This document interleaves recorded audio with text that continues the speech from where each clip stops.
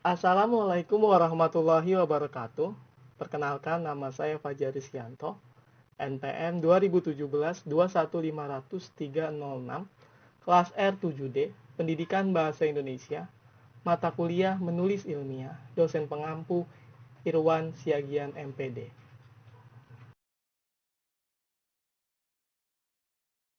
Saya di sini akan menjelaskan tentang kerangka penulisan makalah untuk tujuan publikasi ilmiah nasional. Berikut pengertian makalah menurut para ahli. Menurut Kamus Besar Bahasa Indonesia, makalah diartikan dalam dua hal. Yang pertama adalah tulisan resmi tentang suatu pokok yang dimaksudkan untuk dibacakan di muka umum di suatu persidangan, dan yang sering disusun untuk diterbitkan.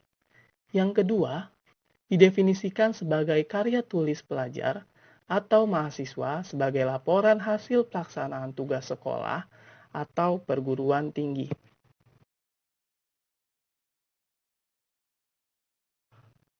Menurut Tanjung dan Ardial tahun 2010, makalah adalah karya tulis yang memuat pemikiran tentang suatu masalah topik tertentu yang ditulis secara sistematis dan runtut, dengan disertai analisis yang logis dan objektif. Menurut Surahmat tahun 1988, paper atau makalah adalah segala jenis tugas kuliah yang harus diselesaikan secara tertulis, baik sebagai hasil pembahasan buku maupun sebagai hasil karangan tentang suatu pokok persoalan. Badan Standarisasi Nasional atau BNS mendefinisikan karya tulis disebut sebagai makalah jika memenuhi beberapa syarat berikut. 1. Makalah merupakan pemikiran sendiri. 2. Mengandung unsur kekinian yang bersifat ilmiah. 3. Belum pernah dipublikasikan. Berikut pengertian publikasi ilmiah nasional. Menurut Kamus Besar Bahasa Indonesia, publikasi bermakna pengumuman atau penerbitan. Publikasi ialah hasil tulisan atau karya tulis yang diterbitkan atau dipublikasikan. Kemajuan teknologi komunikasi telah mengubah segalanya, termasuk publikasi penelitian. Pada tahun 90-an, publikasi ilmiah diterbitkan secara cetak, sedangkan di masa kini, publikasi ilmiah menuntut penerbitan secara elektronik. Wahyudi tahun 2016.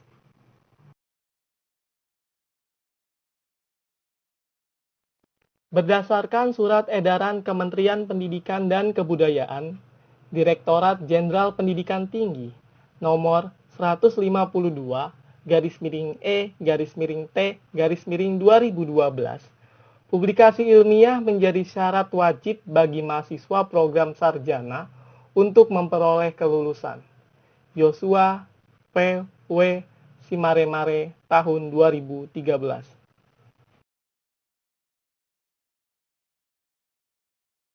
Penulisan makalah untuk tujuan publikasi ilmiah nasional harus menggunakan bahasa Indonesia yang baik dan sesuai dengan EYD, ejaan yang disesuaikan yang berlaku.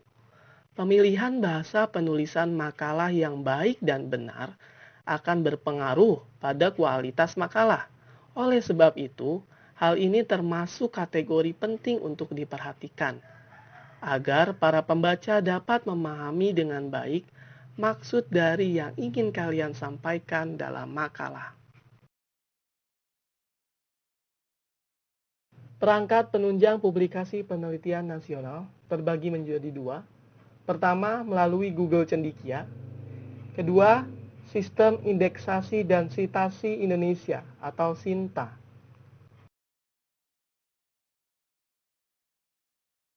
Kerangka penulisan makalah. 1. Cover. Sampul atau cover makalah merupakan bagian paling depan atau paling atas di dalam susunan makalah. Cover makalah ini memuat judul dari pembahasan makalah yang dibuat dan memuat juga nama-nama penulis yang ditulis dengan jelas. Dalam penulisannya, tidak boleh menggunakan singkatan. Selain memuat judul makalah dan nama penulis, cover makalah juga memuat alamat penulis. Alamat penulis ini bisa diisi dengan nama instansi atau lembaga tempat penulis menempuh jenjang pendidikan.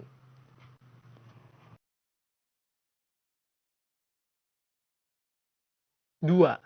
Daftar isi. Daftar isi memuat informasi halaman dari isi makalah. Setiap bab dan subbab dalam makalah diberi keterangan halaman, agar mempermudah pembaca menemukan bahan yang akan dibaca. Daftar isi juga memuat daftar gambar dan daftar tabel jika ada.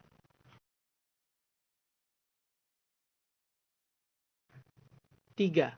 Kata pengantar. Kata pengantar mencakup isi dari seluruh esensi makalah, yaitu membahas isi makalah secara menyeluruh namun umum. Hal ini perlu dilakukan agar pembaca mempunyai pandangan umum arah dari penelitian dalam makalah Anda tersebut.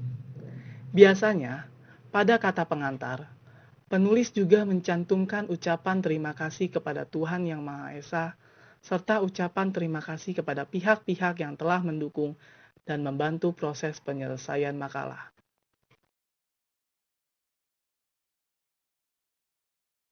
4. Pendahuluan. Pendahuluan merupakan bahasan awal topik penelitian di dalam makalah yang disusun oleh penulis dan dari sudut pandang penulis. Pendahuluan tidak perlu ditulis secara luas, cukup cakupan luarnya saja, asalkan sudah mencakup esensi umum dari makalah Anda. Pendahuluan dapat dijelaskan secara umum dan singkat, namun tujuan dan maknanya jelas.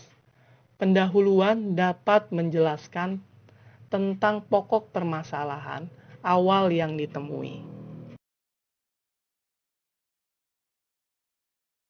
Permasalahan di sini yang dimaksud adalah masalah yang ditemukan dan ingin diteliti dalam makalah Anda tersebut. Di dalam bab pendahuluan mencakup bab-bab penting dalam penelitian makalah.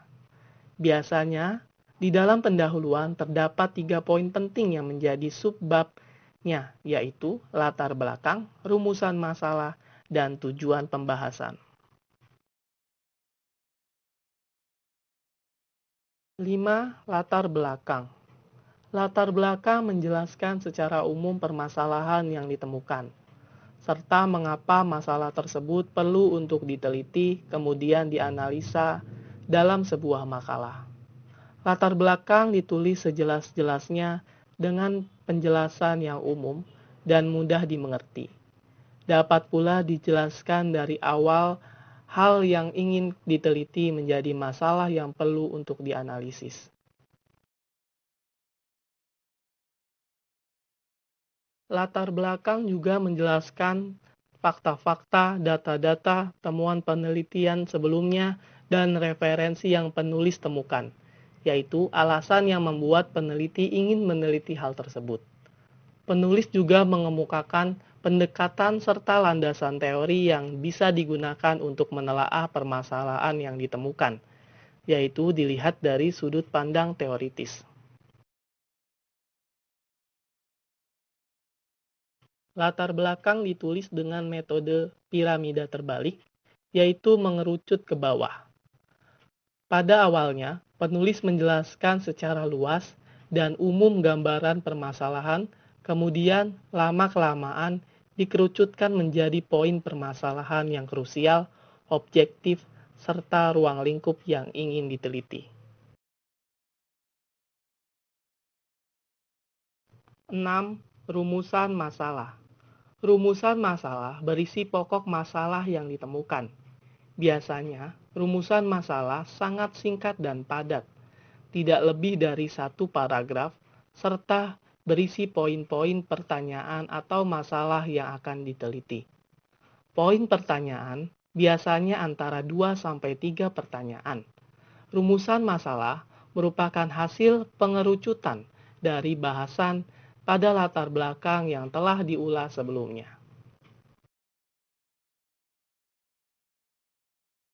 Cara membuat rumusan masalah yang baik adalah mengerucutkan permasalahan melalui cara penyempitan kajian permasalahan yang begitu luas dan umum, menjadi masalah yang khusus, spesifik, dan menjurus, serta ditulis dalam bentuk pertanyaan yang kemudian akan diteliti dalam penelitian.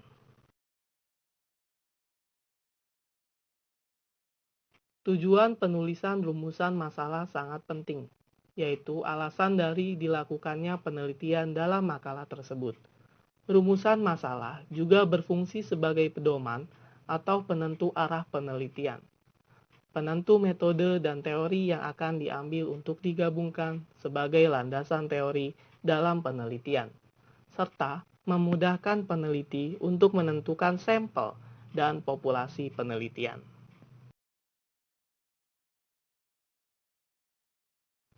7. Tujuan pembahasan. Tujuan pembahasan berisi manfaat dari penelitian yang dilakukan. Pada dasarnya, manfaat ini ditujukan untuk pembaca. Manfaat diperoleh jika telah menemukan hasil atau simpulan dari permasalahan dan konfirmasi dari hipotesa awal. Tujuan pembahasan biasanya ditulis secara singkat namun menggambarkan serta mendeskripsikan manfaat penelitian kepada pembaca.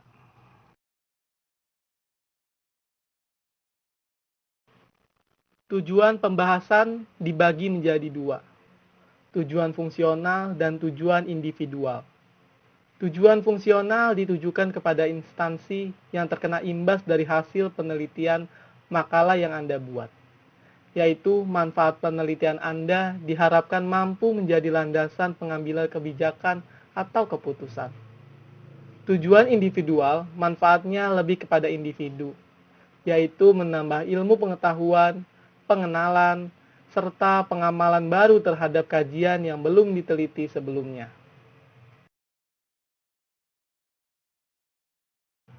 Delapan, isi. Isi berisi uraian pokok dari topik masalah. Isi menjelaskan tentang permasalahan, penelitian yang dilakukan, metode penelitian, tempat penelitian, sasaran penelitian, serta penjabaran hasil data-data yang diperoleh di lapangan.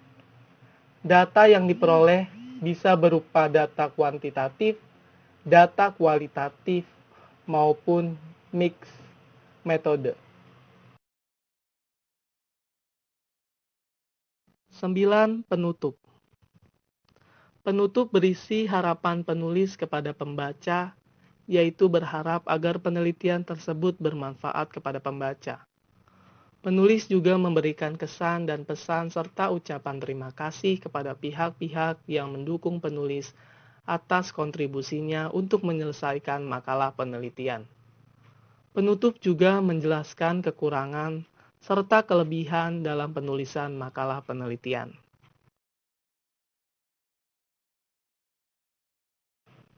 10. Kesimpulan. Kesimpulan merupakan penjabaran dari hasil penelitian yang diperoleh. Hasil penelitian diperoleh dari analisis rumusan masalah yang ditemukan kemudian dianalisis menggunakan teori dan metode penelitian yang dilakukan, sehingga diperoleh kesimpulan penelitian. 11. Daftar pustaka. Daftar pustaka berisi daftar referensi-referensi yang dicantumkan atau digunakan dalam penyusunan makalah. Daftar pustaka berisi paling sedikit 25 referensi, bisa dari jurnal maupun buku.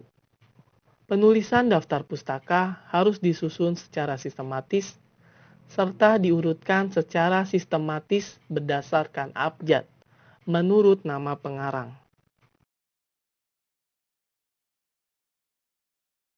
Daftar pustaka terdiri atas nama pengarang, tahun terbit publikasi, judul publikasi, serta tempat terbit dan penerbit. Pengaturan penulisan nama dalam daftar pustaka adalah dengan ketentuan nama keluarga harus ditulis terlebih dahulu, kemudian diikuti oleh nama panggilan.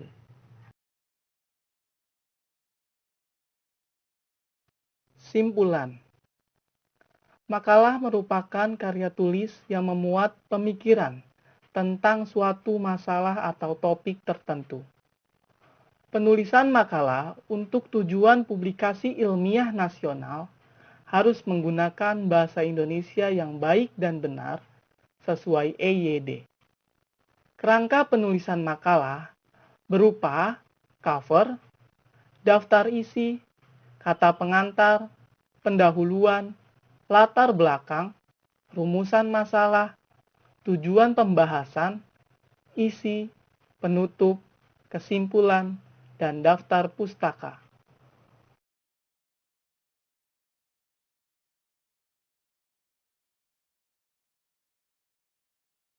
Sekian penjelasan dari saya. Kurang lebihnya mohon maaf. Terima kasih. Assalamualaikum warahmatullahi wabarakatuh.